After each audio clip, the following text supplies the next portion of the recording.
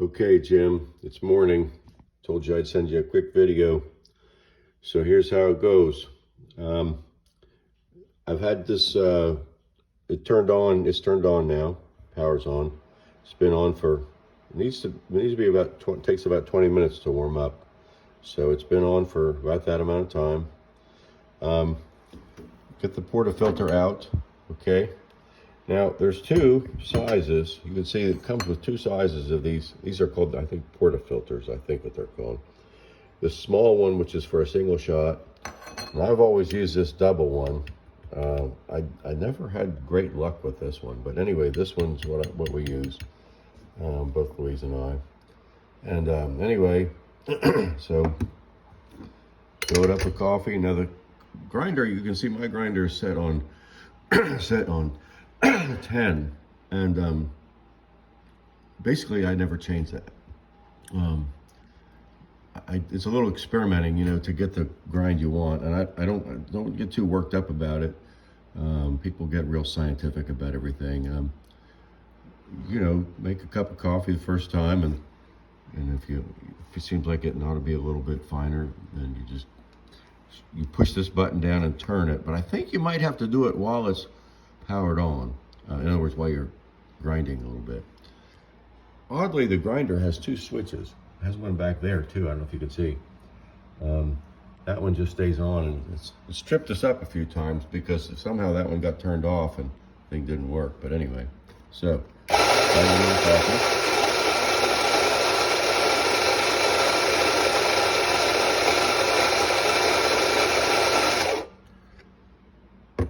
take my finger usually and just pop it down a little bit. Put just a little more in. I would say, you know, approximately that tall. Now this is really a two-hand operation. I'll try to do it one-handed.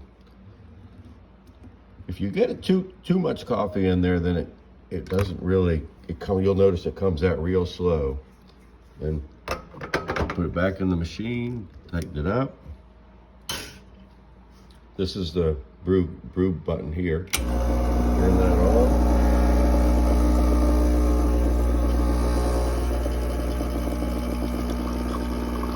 Now I brew more than a shot, okay? I guess you'd call it an Americano. I really just like to have more coffee. I don't know, I like that. But you can see it's a kind of a small cup. I think it's probably 4 ounces. It's just the way I like to do it. Do whatever you want to do.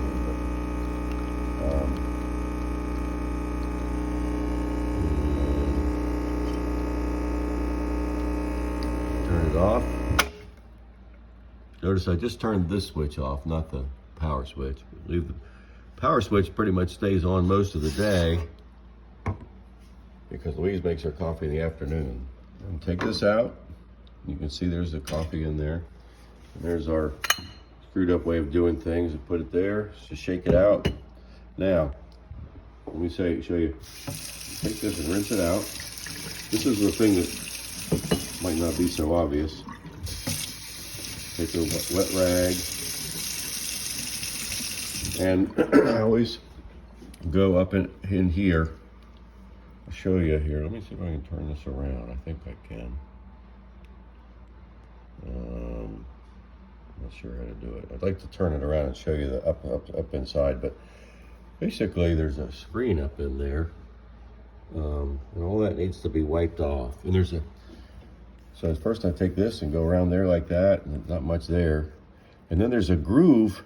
See, this rim here goes up in a groove where there's a gasket. And so I take the wash rag, and I always go, and this might not seem important, but what happens is if you don't do this, it's just a little, sometimes you'll get more than others. You kind of stick it up in that groove and wipe it quickly. And that didn't get much coffee out. But what'll happen is if you don't do that, that'll build up in there and eventually it'll leak. And eventually you have to replace that gasket. And when I do that next time, I'll show you. The other thing I started doing just recently, my son-in-law showed me this. Take this and just go like that, just briefly, just to rinse that screen out. And that's it. And then just put this back and wait for the next coffee. See see if there's anything else I was thinking about. That's the gist of it. The water goes, you have to pull it out to put the water in. There's a tank in the back. For between Louise and I, basically every couple days I have to put some water in there. So